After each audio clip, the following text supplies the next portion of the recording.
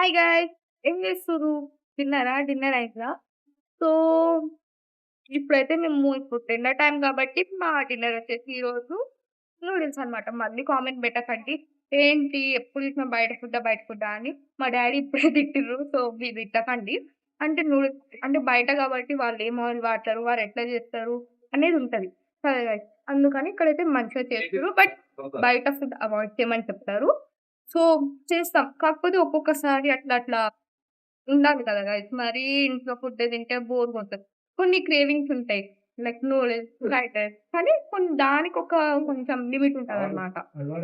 మనం ఆ limit cross చేయం. సో, తిట్టకండి. ఆగండి చూపిస్తా. మన నూడిల్స్ అయితే అలా రెడీ అయితుంది.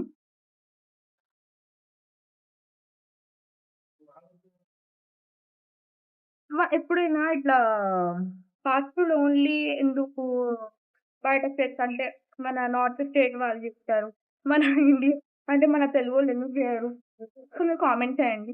నాకైతే తెలవదు. మళ్ళీ దీనికి కూడా ఇది కూడా తెలవదా అని మాత్రం తిట్టకండి. Okay guys bye. నేను అండ్ మా డ్యాడీ వచ్చినామనమాట.